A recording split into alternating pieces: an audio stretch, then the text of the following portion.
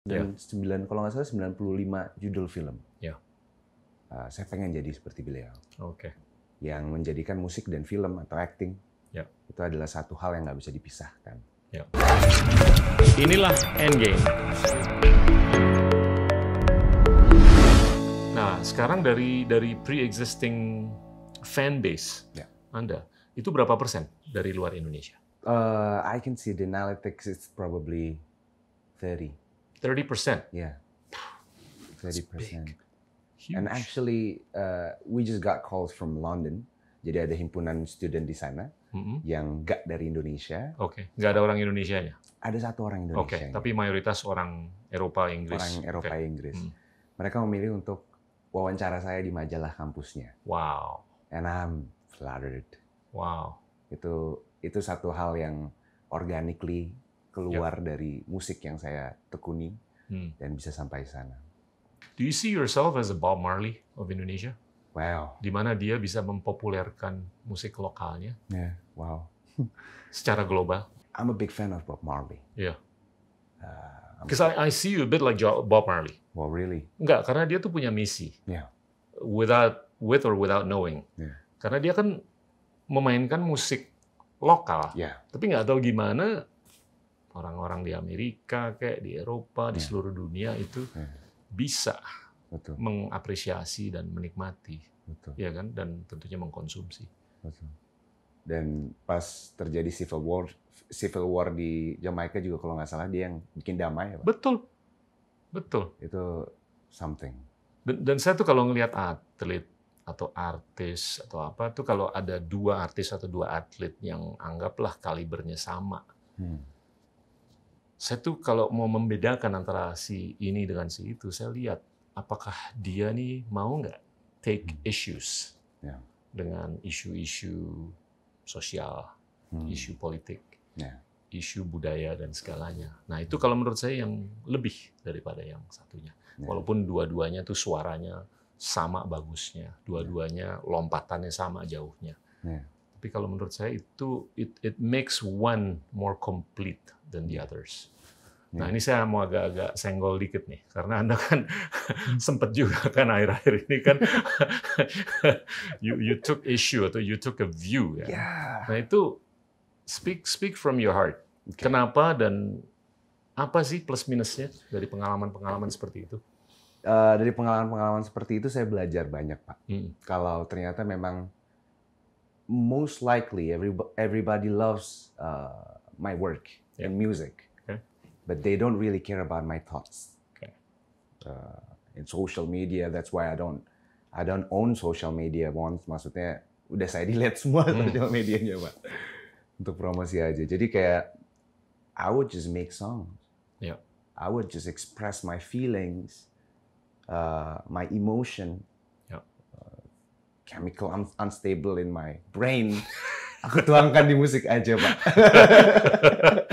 Oke. Gitu. Jadi saya belajar banyak kalau misalnya saya harus nuangin semuanya di musik aja.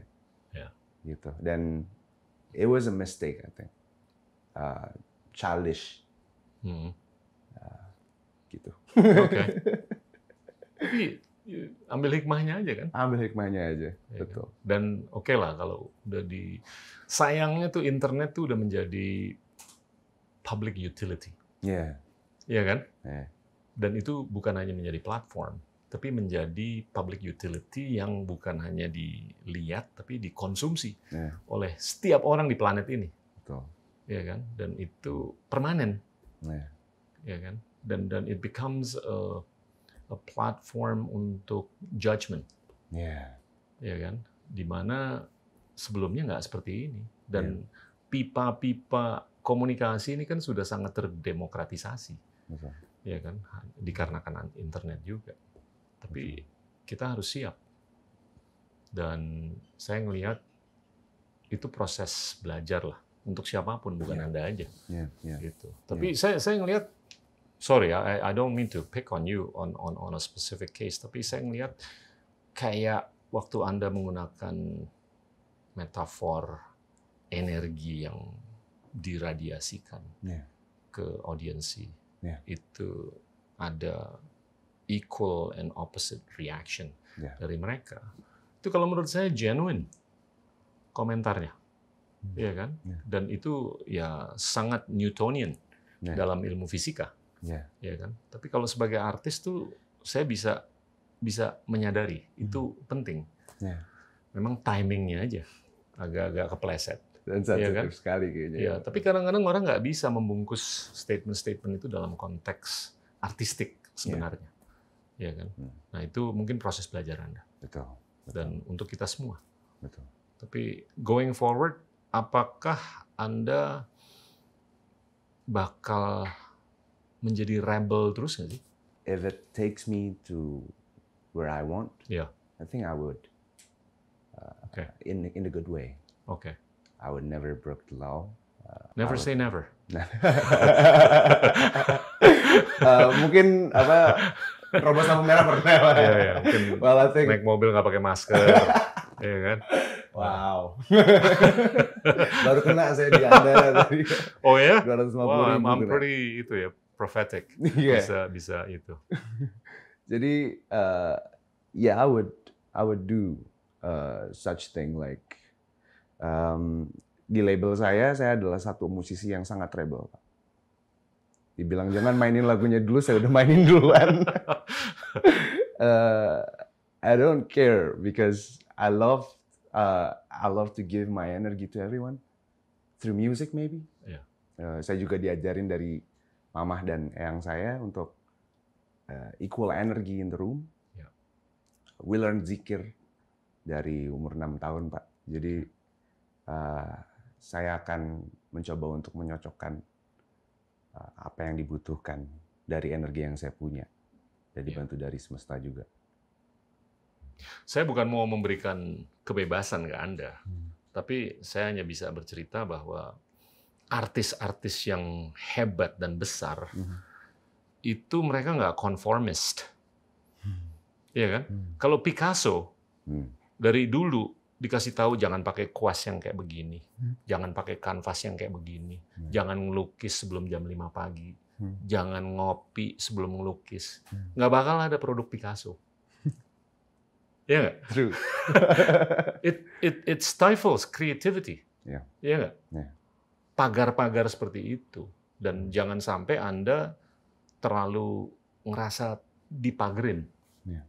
Dan itu kalau menurut saya penting untuk kreativitas. Betul. Ya kan? Bukan hanya di musik, di perfilman kayak di apapun lah.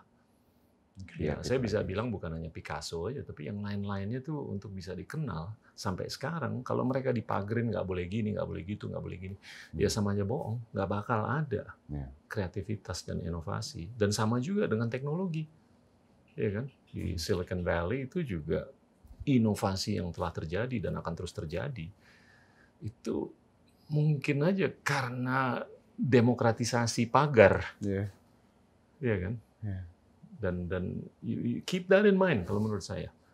Jangan terlalu timid, jangan terlalu takut, gitu loh.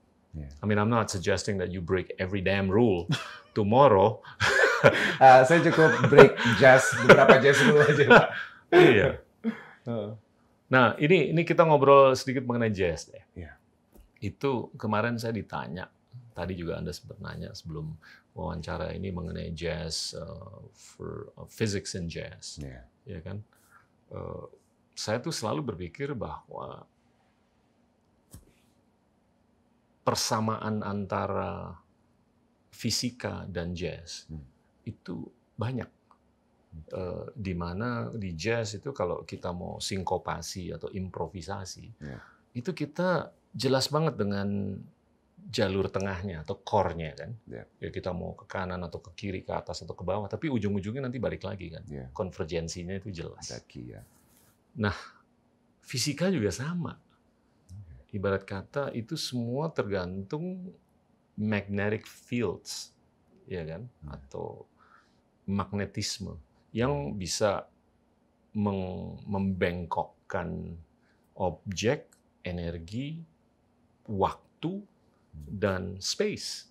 Ini kalau kita percaya dengan teori relativitas yang dikedepankan oleh Einstein. Nah itu jadinya core-nya di fisika itu adalah magnet. atau magnetic fields. Nah itu jadinya dari sudut pandang yang sama itu saya ngelihat adanya kesamaan antara fisika dan jazz. From the frequency? Bukan frekuensi aja, tapi gimana kekuatan magnet itu bisa mengkonsolidasi atau menyatukan fragmentasi yang ada di luar. Nah itu sama dengan jazz. Kalau kita lagi main itu ya kalau kita mau main di chord C kayak kita mau pindah ke F suspended 4, mau pindah ke A minor atau E13 atau apa, tapi nanti baliknya juga ke progresi chord yang udah ditetapkan. So it's kind of similar.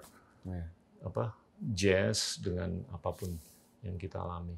Like what he did in Giant Steps. Iya. Bisa di kemana-manain dari situ ya, Pak. Iya. Nah itu Coltrane. Yang nggak tahu gimana di tahun 60-an tuh dia udah mikir kayak begitu. Which is amazing. Anda pernah nggak mainin lagunya Coltrane? Coltrane, My One and Only Love aja. Oke. Giant Step belum siap mungkin, Pak. Iya, nggak gampang. Nggak gampang. Perlu dikulik dulu. Tapi if I may ask you a simple question. Sure. Do you see any other Coltrane in this era, in this generation? Saxophone belum. Di umuran saya, Pak, semua orang pada suka banget sama Kanye West maybe. Because he thinks like 10 years. Betul. Gitu. He's actually a genius. He is. Tapi banyak yang mikir dia tuh agak-agak unik atau aneh. Iya kan? Weird. Lamar. Iya. Dan kalau dia ngambil isu politik atau apa gitu, tapi he's actually brilliant. Yes. Kalau menurut saya. The way he samples music. Iya. Walaupun nggak seperti Bob Dylan yang even with 3 chords dia bisa bikin lagu yang seindah itu. Cuman. Tapi Bob Dylan is way up there. Yeah. You can't take that away from him. No. Iya kan? True. Tapi kalau menurut saya Kanye itu is I think uniquely very exceptionally talented. Itu. Tapi belum ada yang seperti Coltrane ya, Pak? Belum. Pola pikirnya? Menurut saya. Belum. Okay. Dan you should read that book. I will. Physics for Jazz or Jazz for Physics. That's the book, right? Iya. Sini. Anda baru usia 25 nih. Iya. Udah sukses luar biasa. Amen. Di DJ, di musik, terus tahun lalu menang The New Dude in Town in Movies, ya kan? Mainin Kale. Nanti kita cerita lagunya juga lagunya Anda. Bingung nih, mau milih film atau musik? Atau dua-duanya mau dijabanin? Kalau saya lihat dari idola-idola saya yang terdahulu, seperti Bing Slamet atau Benyamin Sueb, seperti kalau Benyamin Sueb udah menciptakan berapa puluh album dalam hidupnya 75 kalau nggak salah. Very prolific. Dan 9 kalau nggak salah 95 judul film. Saya pengen jadi seperti beliau. Yang menjadikan musik dan film atau acting itu adalah satu hal yang nggak bisa dipisahkan. Gitu. Dan saya masih nggak ngerti kenapa masih banyak di luar sana yang nggak bisa menganggap musisi atau seniman yang udah berkarya sebegitunya dan tidak diapresiasi dari segi apapun. Karena banyak banget Pak yang terjadi. Let's work out the math. Kalau Anda mau pensiun tahun umur 50, tahun 2045. Anda mau produksi 75 album sama 75 film. Jadi per tahun 3 album, 3 film. Siap-siap aja loh. Ya. Label saya. Manajernya nanti bakal pusing. Iya, itu nggak banyak libur tuh. Nggak banyak libur, Pak. Betul. Bikin 3 album per tahun tuh nggak gampang loh. Unless you wanna retire umur 90. Iya kan? Nah itu ya bisa direkalibrasi lagi hitung-hitungannya. Iya kan? Ya nggak segitu banyak sih, Pak. Udah nyerah dulu kan? Iya, hati-hati loh mau ngomong jadi Benyamin tuh. He's a legend dan he's big. Benyamin tuh di sini loh sama Bing Slamet. True. I mean, jalan yang ditempuh, saya mau menjadi seperti beliau. Nggak mungkin saya bisa. Aim for the stars. Kalau menurut saya sih harus. Syukur-syukur bisa lebih Jauh, tapi game plan-nya harus jelas. Kalau mau retire di umur 50 atau 60, ya kalau 60 kan masih ada 35 tahun lagi. Ya, 75 film, 75 album, ya 2 film, 2 album per tahun. Siap-siap aja tuh. Atau kalau mau pensiun umur 70, ya, then redo the math. Ya, mungkin bisa 1,5 film, 1,5 album per tahun. Itu masih bisa lah berlibur. Oke. Gitu. Yeah, it's not easy. Nah, tapi Kale itu manifestasi dari diri Anda sendiri atau jauh dari diri Anda? Sebenarnya lumayan jauh, Pak. Oke. Pola pikir Kale, walaupun kita berdua udah pernah mengalami jatuh itu, cuman mungkin dari proses bangkitnya berbeda. Dan itu menjadikan pola pikir kita, Ardhito dan Kale, berbeda jauh dalam menyikapi semua masalah. Common denominator-nya apa? Mungkin other than the looks. That's exactly the same, actually. Interest in specific genre of music. Okay. We both love Coltrane. We both love 70s rock. Okay. We appreciate Indonesian old music juga. The way we treat women may be the same. Tapi cara pola pikir, ketenangan batin mungkin beda. Gitu. Kale jauh lebih jago. Iya. Challenging nggak waktu tahun lalu, waktu bikin nanti kita cerita tentang hari ini? Jujur minder, Pak, jatuhnya. Kenapa? I never played in such a movie in Indonesia before, right? Okay. Dan pertama kali masuk ke Visinema, saya nggak mikir kalau saya bahkan diterima bahkan untuk memerankan karakter. Ada audisi? Atau langsung diminta sama enggak? Waktu itu langsung di brief short character of Kalinya. Terus kita sempat test shoot kalau nggak salah sama karakter awannya. Okay. And then I don't expect much from that. I just think that I got cancelled. Terus ditelepon. Ternyata ditelepon. Siapa yang nelfon?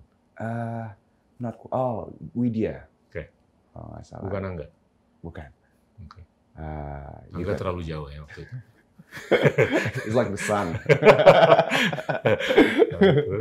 Lalu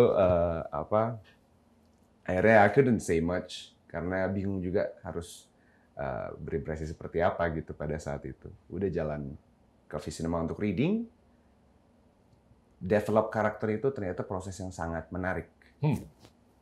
Saya diajarin sama Mas Aji Bong. Yep. Dia bilang, kalau lo belum bisa menjadi Kale, coba pakai sepatu yang kira-kira Kale pakai. Karena saya pada saat itu beli boots Doc Martin. Karena saya ngeliat kayak Kale anak band banget gitu ya. Ternyata masuk juga, Pak. Okay. Dan pelan-pelan bisa kesurupan karakter. It's something that I couldn't describe. Okay. It's weird, the feeling, but I kind of enjoyed it. It gives me a unique inspiration of making new music. I just couldn't describe what kind of feeling of that. Berapa lama adaptasinya untuk bisa masuk ke karakter? 2 months. Oh ya? Yeah. Wow, that's quick. Oh really? Untuk film pertama kan? Yeah. Kita pre-pro kalau nggak salah 3 bulan. Yeah. Readingnya sebulan. Setiap hari ketemu. Di situ prosesnya kayak disuntikin imun, Pak. Rasanya kayak, wow, I'm become a new person that actually I enjoyed it, this character so much. Tapi yang saya dengar, Anda take-nya nggak terlalu banyak. Thanks to the director himself. You too. Wow. Ya kan, well prepared, well read. Ya kan. Nah itu nggak tahu, kalau take-nya tuh nggak terlalu banyak, itu mencerminkan kesamaan nggak sih dengan karakter? Atau kesiapan? Saya nggak tahu, saya nggak pernah ngikutin perfilman, tapi saya hanya mau mungkin karena dari preparation-nya udah jadi Kale duluan untuk bacain line di script, itu menjadi Kale. Oke. Jujur kalau saya bicara seperti menjadi Ardhito Pramono, itu jauh beda saat saya bicara menjadi seorang KW. Yeah. Gitu. Dan I think everybody could get that. You think? Yeah. I think you're being modest. Nggak gampang. Otherwise you wouldn't be the new star in town. Wow. Iya kan? Wow. Thank you. Dan oke, ke depan kalau Anda mau bikin 3 film per tahun sampai tahun 2045, kita coba nerka aja nih. Kira-kira berapa persen Anda jadi bad guy, berapa persen Anda jadi good guy di film? I would say 80% I would be a good guy. Okay. Because the first... You don't have to say that, you know. Nah, tapi kalau jadi bintang film kan, I mean, knowing the rebel in you, Anda kan cukup eksperimental kan? Cukup lumayan. Masa nggak mau sih swing dari ujung pendulum ke ujung pendulum? Pengen banget, Pak. Iya. Pengen banget belajar how to get involved in that way of thinking that character has. Soalnya saya juga punya banyak imajinasi tentang karakter yang I should avoid that. I should avoid that bad side in me. If I get a character like that, I would say yes. Ya kalau Robert De Niro kan, itu dia bisa bagus banget jadi mafia. Terus bagus banget jadi the good parent atau Meet the Fockers, ya kan? Dan biasanya ada juga aktor yang udah terkotak dalam kotak. Kalau ngelihat dia mau film judulnya apa, kayak mau dia role-nya apa, tapi orang lihat mukanya aja, ini udah bad guy. Bad guy. Iya kan? True. Tapi kalau ngelihat Robert De Niro, itu tergantung filmnya. Nah, where do you see yourself? I would be a good guy, I guess. Okay. I would be a good guy. Always be a good guy. Okay. Kalau besok Angga minta Anda main jadi gangster, would you take it? Sebenarnya yang udah dikasih Mas Angga sama saya karakter kali itu bad guy, Pak. Itu bad guy. Nggak, ini saya mau cari bocoran nih. I would take it. You would, right? I would take it. Iya. I would take it. That's the experimentalism in you. Yeah. I would definitely take it. Oke, tapi mayoritas Anda akan lebih ngambil peran yang good guy daripada bad guy lah ke depan. Karena semua orang mungkin ngelihatnya seperti itu. Iya. Then I couldn't control everybody's mind. Oke, terus just so you know, musik Anda tuh setiap hari dimainin di kafenya istri saya. Thank you so much. Tadinya tuh dia hanya mainin lagu-lagunya Jamie Cullum atau lagu-lagunya John Mayer. Oke. Sekarang udah nggak lagi, hanya lagunya Ardhito aja. Dari pagi sampai malam. Terima kasih banyak, Pak. Terima kasih banyak. It's really good.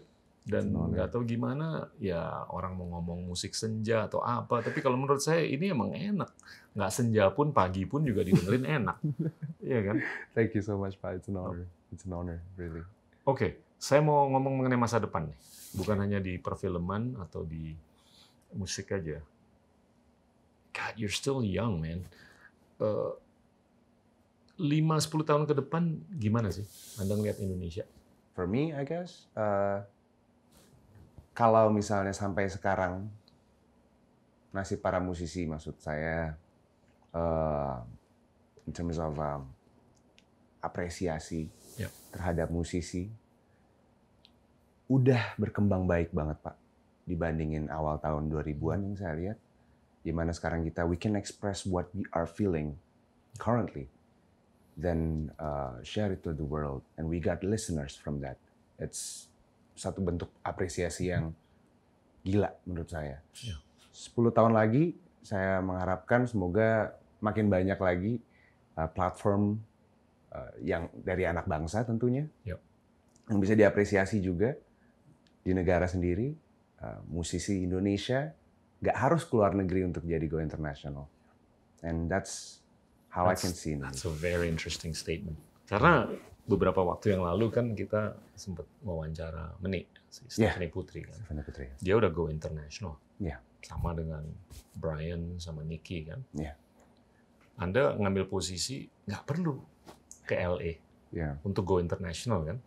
Justru Anda diundang oleh Oxford atau kampus di Inggris, ya kan? Dan 30% dari audiensi Anda tuh justru internasional kan.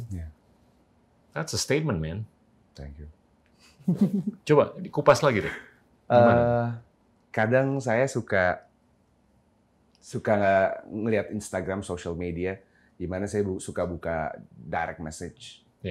Kebanyak 60% of them are musicians. Who's gonna learn how to play my songs. 80% of them are talented, are natural. Bahkan saya sampai ketemu sama salah satu gitaris perempuan, masih umur 19 tahun, Pak, dari Bali. Namanya Meliananda Putu. Dia belajar gitar dari umur 6 tahun bersama Balawan.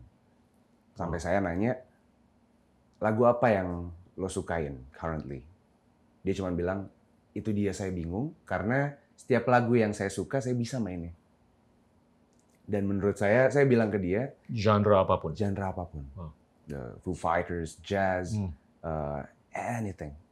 Saya bilang ke dia, you don't have to go outside Bali to be known. Even you don't have to go outside Bali to be known in the world. Because you live in it. You live in Pulau Dewata, di mana semua orang kesini. You just gotta have a showcase here in Bali, and you got to have a good marketing team. You got to have the knowledge of music business, and that's what you only have to learn about. Dan percaya sama saya, karena kemajuan digitalisasi sekarang, semua platform udah mendukung. It's possible, it's doable. It's doable for that. Digital nih udah it has flattened the world, ya kan? True. Maksudnya udah oke. Jadinya you're in the school of thought, di mana mau tinggal di Magelang kayak di Bali atau di mana itu kita bisa reach out ke orang di Nebraska atau di Liverpool atau di Kinshasa atau dimanapun, ya kan? Nah sekarang gimana supaya ada 1000 Ardhito? Wow. Kenapa? Saya tuh punya keinginan atau cita-cita untuk melihat lebih banyak narator dari Indonesia yang bisa go international, ya kan? Dan saya selalu ngomong lah bahwa kita tuh seringkali kalah sama orang-orang di Asia, di negara Asia lainnya itu karena kita nggak bisa menarasikan diri secanggih mereka, gitu loh. Padahal kita punya quotient intelektual, quotient kreatif, quotient apapun lah, budaya yang kaya, tapi nggak terproyeksikan. Betul. Seperti yang kita inginkan. Menurut saya, we gotta know our product first. What you can, what you cannot do. For me, I can learn music. I can play some music just by listening. And that's my strength of my product. That's the strength of my product, I think. And menurut saya semua anak muda harus belajar tentang itu. Harus tahu produk gue itu apa. Gue punya suara bagus. Am I a good songwriter? Then make a song then. Oh, you're a good songwriter, sorry. If your product is good and you will believe in your product, then everybody will love your product. Cuman harus percaya dan semangat aja. Tell me this, I forgot to ask you earlier. When did you discover that you had it in you? When I bought my first MacBook. No kidding? Yeah. Oh, yeah? I never recorded my song before. And then my father actually gave me my first laptop. And it has this GarageBand. And I played in it. Saya rekam lagu. Cover. From that cover, I said, I would be a musician. I would be a songwriter and producer. Dan Anda udah kena nih barang? Kena nih. Gitu? Iya. Oke. Sebelum ngelihat reaksi dari publik, you had that belief dan confidence bahwa ini bakal laku. Iya. Dan banyak tangga yang harus saya lakuin, Pak. pada saat itu. Karena dulu I'm a big boy. Saya 130 kilo. Dan itu membuat saya tidak seperti kali. Saya nggak bisa ngebayang 130 kilo. 130 kilo, Pak. Saya dulu 100 kilo. Wow. Tapi you look saya sekarang 76,5. Wow. I've lost a lot.